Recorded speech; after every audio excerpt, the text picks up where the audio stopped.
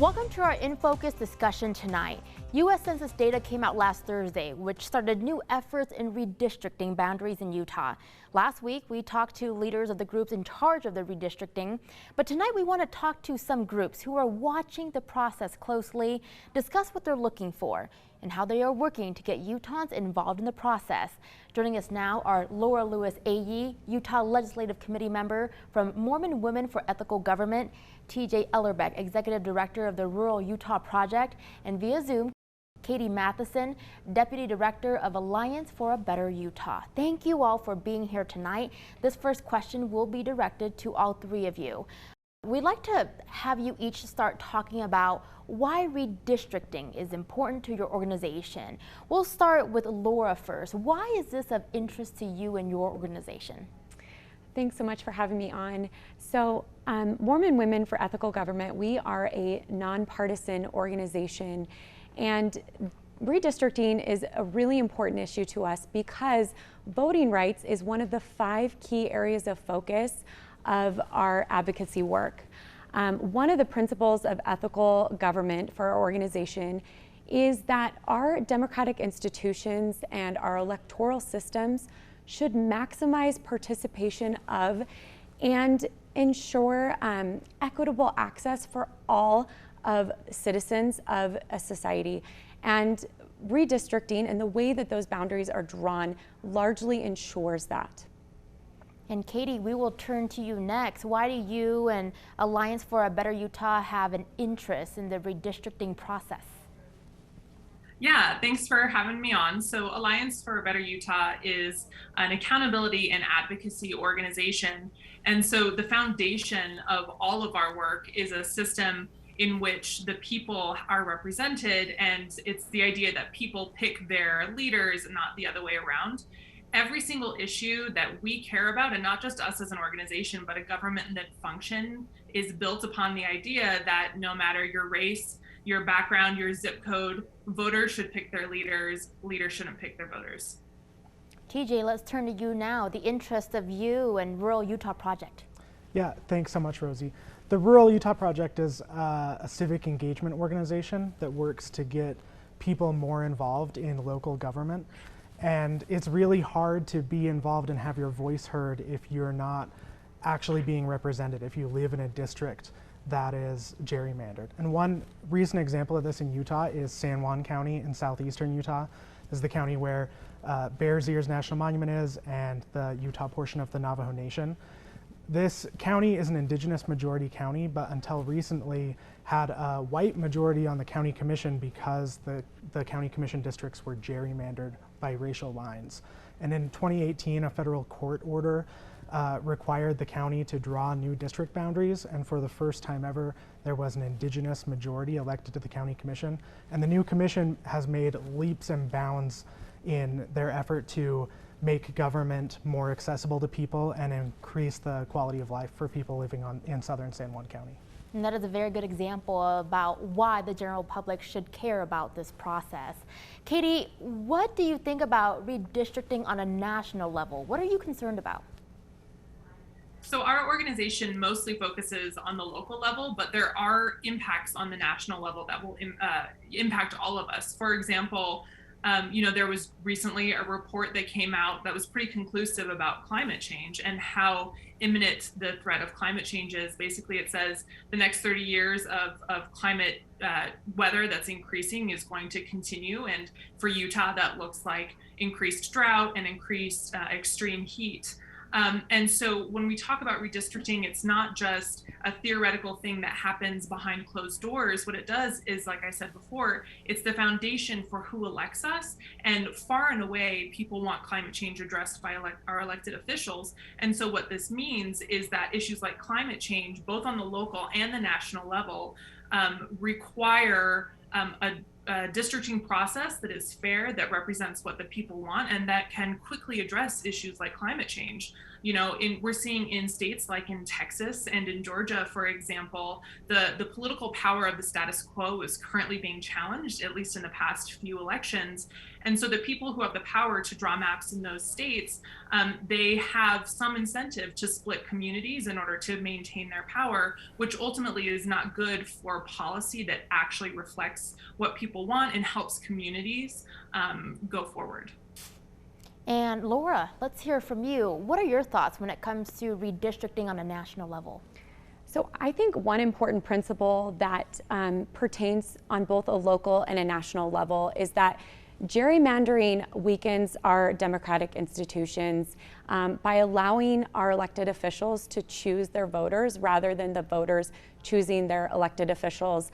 And this can increase polarization, and it can also it really distorts representation. However, that being said, I am really proud of Utah because nationally, we are one of only 11 states that voted to create an independent redistricting commission. This increases accountability, transparency. It strengthens our democracy and representation, equal representation of citizens. And so I think that by doing this, Utah really showed what their values are. And by getting involved in the process, we ensure that our legislators are held accountable and that these districts are drawn in a way that is most representable of the people that reside there. Laura, TJ, and Katie, hold that thought. We do have to take a quick commercial break, but when we return, we'll resume our In Focus discussion on citizen involvement in redistricting.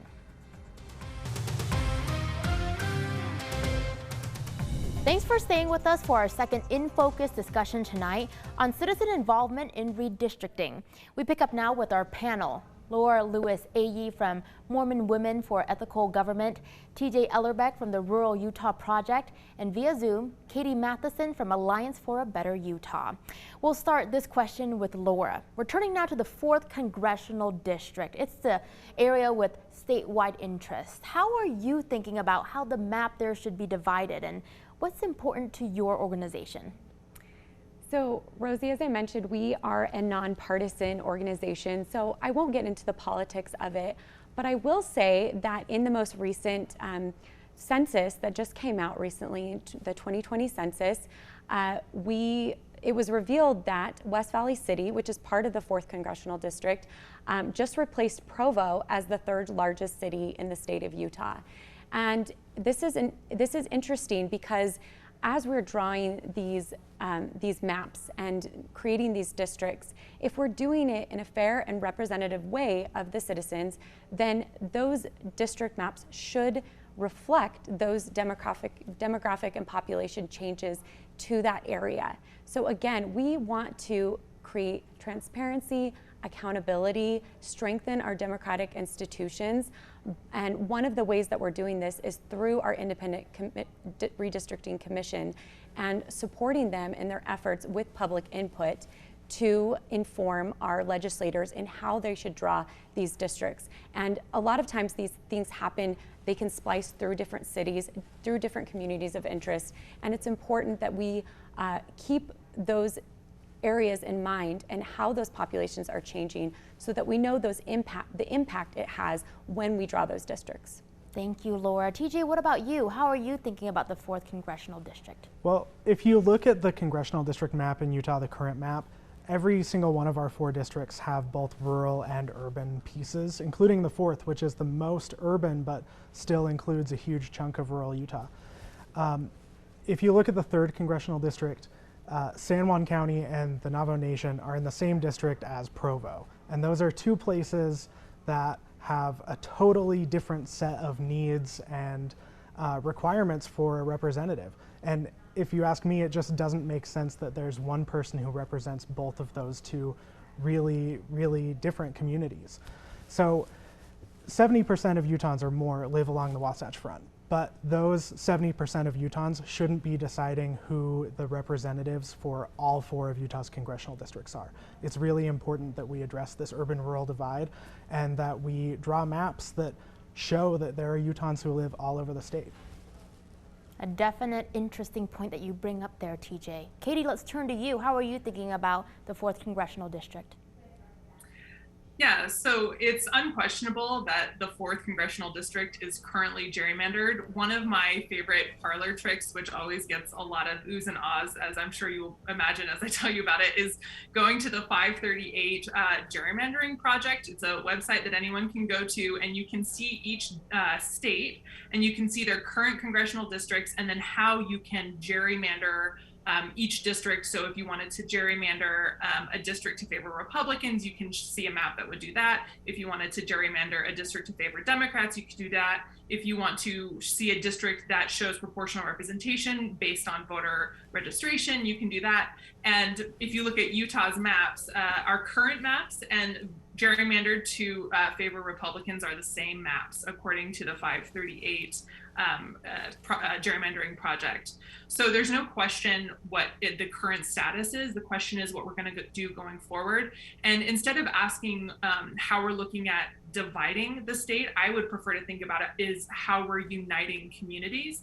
So for example, in the 4th district, you have West Valley City, which was mentioned earlier. It's almost split in half. Half of it is in the 4th Congressional District, half of it in the Congressional District. Now, West Valley City recently was declared the first minority majority city in the state. And so what we've done 10 years ago is we split what is now a minority majority city in half. And so we're diluting that representation. So we don't want to be splitting cities where communities live. We want to be keeping people together because ultimately that strengthens their voices and results in making sure that they can get the resources that they need. And these resources include things like hospitals and roads and schools. It's that close to home. Now, we like to talk about the 4th Congressional District in Utah because that's where the drama is. It's the horse race for elections. But you know, to TJ's point, when we are adjusting the 4th district, we are also having to necessarily adjust other districts.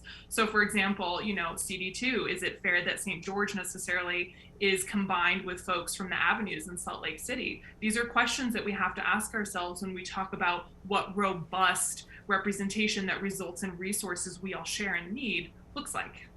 TJ, can I have you chime in really quick to talk about what's happening in Moab? Yeah, Moab's a really interesting case study in what our current state legislative districts look like. 10 years ago, in 2011, when the state legislature redrew the district maps the last time, they took Moab and decided to split it into 3 different state legislative districts. This is a town of about 5,000 people, and it's represented by 3 different state legislators, none of whom have ever lived in Moab. And this is one of the most important communities for Utah's economy and attracts tourists from all over the country and the world, and it has no representation at the state level in Utah, and that needs to change. It's a community that should be included together and given fair representation like everywhere else. A lot of good food for thought coming from this discussion. Okay, TJ, Katie, and Laura, hold that thought. We have to take another quick commercial break, but when we return, we'll resume our In Focus discussion on citizen involvement in redistricting.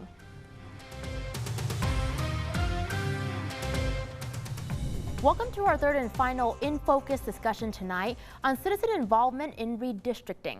Before the break, we were joined by Laura Lewis AE from Mormon Women for Ethical Government, TJ Ellerbeck from the Rural Utah Project, and via Zoom, Katie Matheson from Alliance for a Better Utah. We pick up now right where we left off. Katie, let's start with you. We have an independent redistricting commission and a legislative redistricting committee. What are you going to be looking for as you watch how this process unfolds? Well, ultimately, we have 2 processes happening side by side. We have the legislature and we have the independent redistricting commission.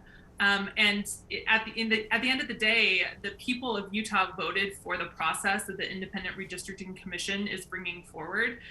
So we think that given the standards that the commission is required to adhere to for their maps, given the process and given the way in which they came into being, we think that their process will ultimately result in the best maps for Utah. We hope ultimately that the legislature chooses to adopt one of the commission's maps And instead of putting forward taking one of the commission's maps and adjusting it, because, when you have politicians who are creating these maps, what could happen is there's, people, they may want to protect themselves. There's a desire for incumbents to protect themselves, or, to maintain power in some way. So best case scenario for the voters of Utah is that the legislature adopts a commission map. Laura, each of you are trying to get Utahns involved in this process. What are you and your organization doing to achieve this? We're doing this through a combination of our education, advocacy, outreach. We are going to be doing a series of events in different areas of the state where volunteers of the Independent Redistricting Commission will come and educate us on the process and on citizen map making. We actually have one coming up this Friday from 11 to 1 at the Kearns Library. It's open to the public. We're also doing a service project with it for vest warmers from the homeless. Everyone is invited to come. We hope that through these efforts, we provide valuable input to the commission and therefore to our legislators, and that they'll listen to the voice of the people, and that ultimately we will have the best maps drawn in the interest of the people. And even if you don't know anything about redistricting, go to one of these events and learn about it. Learn about why it matters as a member of the community. TJ, let's hear from you next. How is the Rural Utah Project working to get Utahns involved in this process? Well, we, like Laura said, are also encouraging people to provide their feedback to the Utah Independent Redistricting Commission. We know the Independent Redistricting Commission is required to follow certain guidelines when they draw their maps, and one of those is keeping communities of interest together. So we're encouraging Utahns from all across the state to tell the commission what their community of interest is, which communities should be kept together and drawn into the same districts. And the commission is holding a series of public meetings all over the state and accepting feedback online. So it's really easy for people to be involved as long as they know that that opportunity exists. Thank you, TJ. Katie, anything you want to add? Yeah, when we talk about communities of interest or the process of redistricting, it can get confusing and convoluted, and there's a lot of big words that the average person doesn't have a lot of time to really dig into.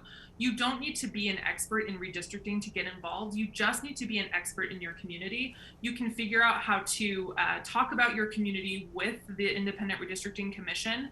There's a tool, representable.org, where you can map your community, and your community is things like where everyone in your neighborhood goes to get medical care, where everyone in your neighborhood goes to school, where everyone goes to, congregate or go to the store. That's what we're talking about when we're talking about communities. So it doesn't have to be a high threshold of involvement. You don't need to have a lot of knowledge. You are the expert in your own community. And that's all we're asking is for people to get involved in that way and to talk about what makes your community your community.